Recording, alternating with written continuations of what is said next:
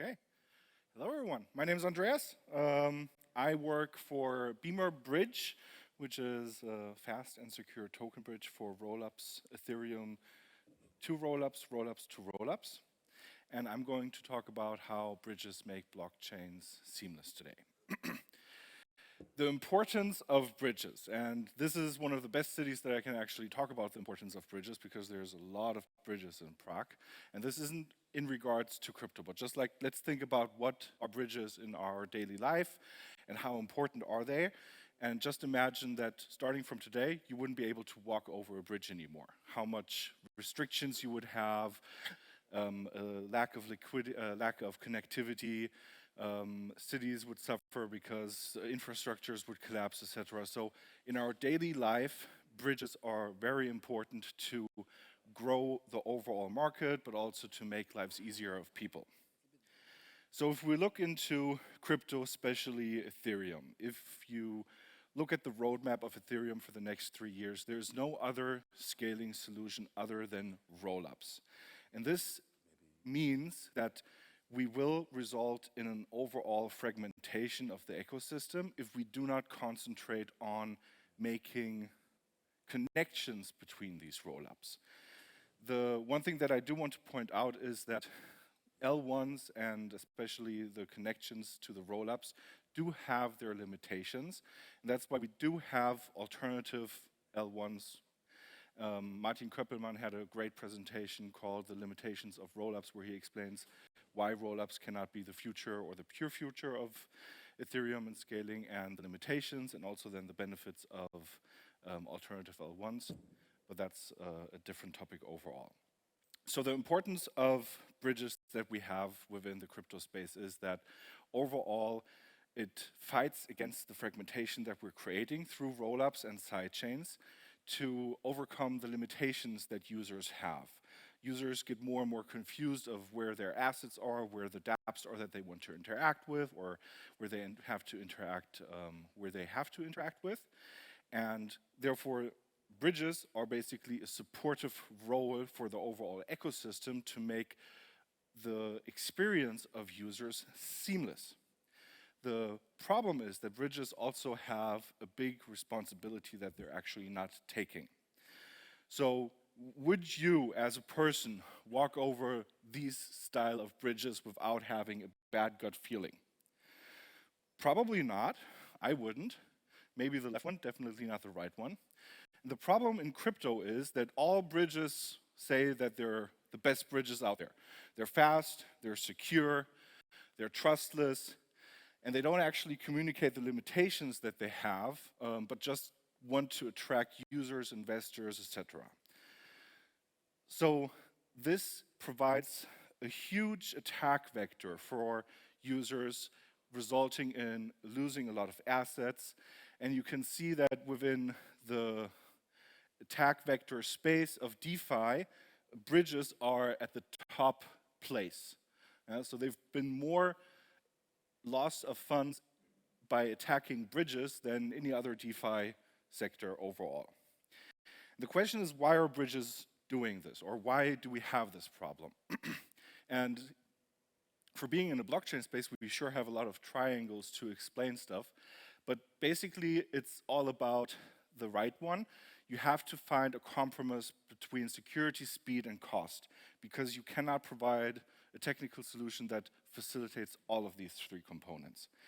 And if you talk to a typical user, he will always want to tend to the solution that is cheap, because the security parameters is not in his head. He will always think that my assets will be moved in some way, and that's why if I go to an aggregator where I have the list of a lot of bridge options, users will typically choose the one that they have to pay less transactions for, rather than maybe doing research on the bridge and thinking about which one is actually the most secure one. And then the question is, why are bridges doing this overall? So why are bridges not saying, hey, we're actually centralized, so if you want to bridge, you have to trust us, but we're honest. It's easier to fake it until you make it. So bridging and creating bridges is very complex and it's very hard.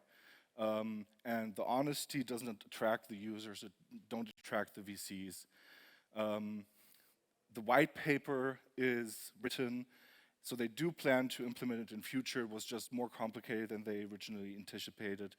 And overall, token bridging, the same as other sidechains, etc., is a race. If you're not fast in providing some type of product to the user that they can use, you'll lose to your competition because the dApps, the aggregators will focus on bridges that actually can facilitate the move of assets, even if it's maybe not as secure as another bridge. So they're trying to basically race each other, so they're making compromises. And the overall ecosystem is also a little bit fragmented in terms of what to agree on how to define what a good bridge is.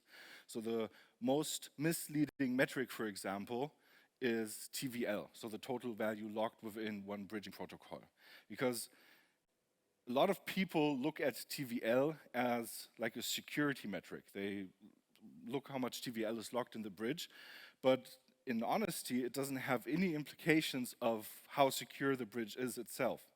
Even if the bridge concept is secure, the contract concept could still be unsecure because there might be some bugs within the contracts. And I'm not saying that we can prevent this completely, but my question overall, and I'm happy to discuss this after the talk that I have, why do we need, for example, the last one, 332 times the amount of value locked than we need in a 24-hour volume transfer? So we have so much liquidity locked in these bridges that we could use for other things. For example, more nodes for Ethereum, more validator nodes for Ethereum. There's just no capital efficiency in the system. So my question is why? Why are we doing this? We don't need that much. What we do need is we need access to liquidity. So it never should be that the user results in a problem that he cannot bridge because there's no liquidity in the system, but we don't need it locked, we just need it available. And that's why also my ask to you, to the live streaming audience and overall, and the ecosystem, and also if you're building a bridge or if you want to use a bridge, try to understand what you're using. There are beautiful resources out there. L2Beats has a beautiful section of scaling and bridging.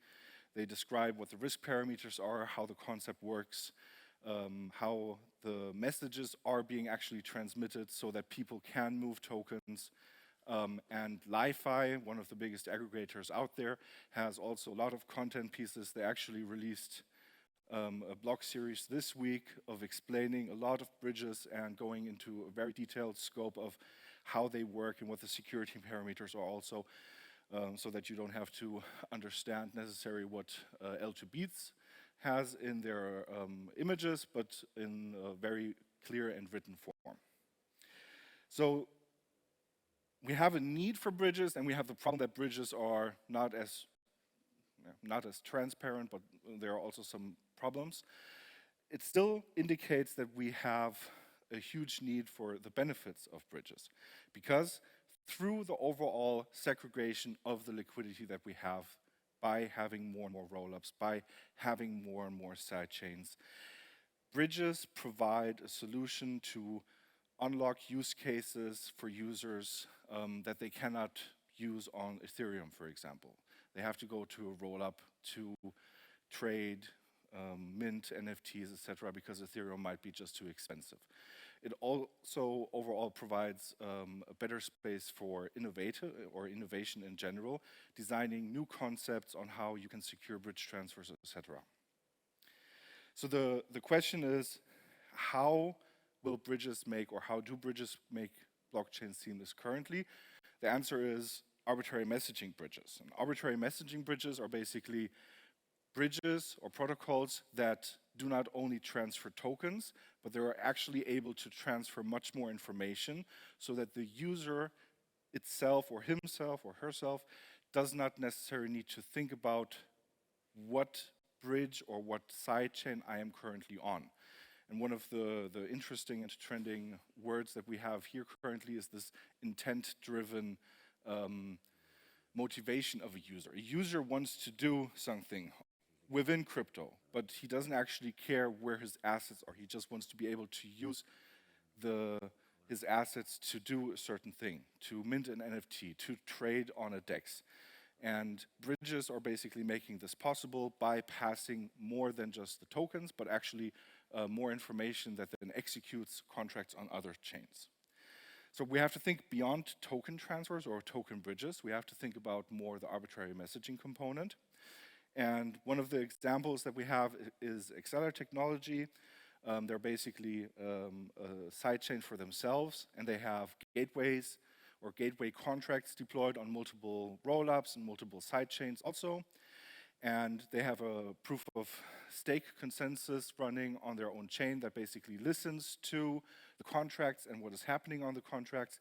And if they reach a specific majority, then they also execute whatever call data is provided or token are provided. And this is just one overall example of it. As I mentioned, I work for Beamer. I'm the venture lead. We are the most secure and fastest token bridge currently, and we're now working on arbitrary messaging. We can do roll-up to Ethereum transfers within 25 seconds. And if you do have any questions or want to talk about more how bridges are making blockchain seamless, here are my contact informations, but I'm also here. Questions?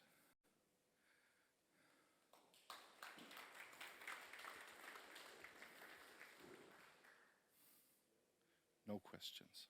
That's fine. One question, two questions. Hi, thanks for the presentation. It's very interesting. I just want to make a quick comment about the point you touched on about liquidity efficiency with the bridged asset. Yes. They essentially act as collaterals for the targeted mint on the other chain, isn't it? So they're one-on-one in terms of efficiency is actually already pretty high. And you come into your lending protocol, you get like 1 on 0.5 if the if the loan to rate value ratio allows, isn't it? But my question is that with your product, how does the messaging passing works, and who are passing them, and what's the benefit of your solution? So Beamer Bridge specifically? Okay, so what we use is optimistic proof. That's why we only work or deploy on rollups that have their data availability on Ethereum. A user basically sends token to a contract on the source chain, and then an agent, which we don't have centralized liquidity, so we don't have TVL, we have decentralized liquidity, where multiple players can manage their liquidity themselves and then match a request. And once they match the request, they will provide the tokens on the target chain to the user. And this is done within 20 seconds, so the user doesn't have to deal with any problems afterwards. The user has their tokens on the target chain in 20 seconds. Then what happens is we have a 24-hour lock period where the other agents can basically check on what he has done is correct. And if they believe that something went wrong, they start an escalation game up to the point where they say we want to basically use Ethereum and the data that is on Ethereum to resolve the dispute. And then it gets written onto L1 Ethereum, and then either the person who said that you've done something wrong is right or wrong. And then they lose a stake of what they basically staked.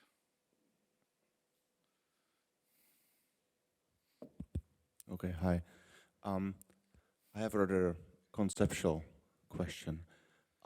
Have you considered that once we really stabilize this whole topic of the bridges among chains, that we could consider the traditional finance as some other chain to be bridged to? The traditional. So in fact, replacing ramps. Yeah. So I started working in crypto 2012, and I was working for the biggest stock exchange in Europe, the Deutsche Börse. And the one thing, and that's also one of the reasons why I left that space, is that blockchain provides a beautiful tool to eliminate the trust factor of a centralized party. And we are now trending back into a space where we see more and more trust vectors introduced back into crypto. I mean, one of the best examples is the 1 hour downtime of Arbitrum yesterday because they didn't have enough gas in their node, which means that in concept, this thing is purely centralized. And Arbitrum was down for 1 hour. So I'm not a fan of introducing more components that result in the centralization part of a one trusted entity. It looks a little bit different if we have like assets moving on-chain that you can't actually represent on-chain because they're living in an outside world, and there you will always need a trusted party that basically provides the guarantee that the value on-chain is actually the value outside chain, and that's fine, in my opinion. But everything that you can do on-chain, everything that you can prove on-chain, and there are a lot of things that we can prove on-chain, we should be able to prove on-chain, and people shouldn't run shortcuts to just launch a product that potentially results in people losing their funds. So we should focus on prioritizing decentralization and the not having the need of centralized parties introducing trust vectors that we can avoid. Does that answer your question? Okay.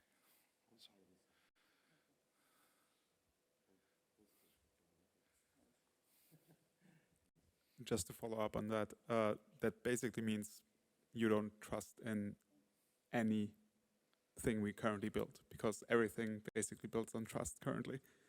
All of DeFi is trust-based, if we talk about it.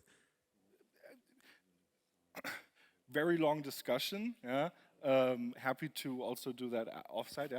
I don't agree with that everything is related on centralized trust currently. There is a tendency that this is being done again.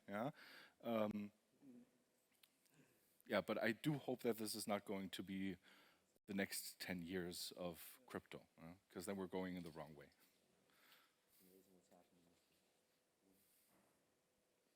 Thank you.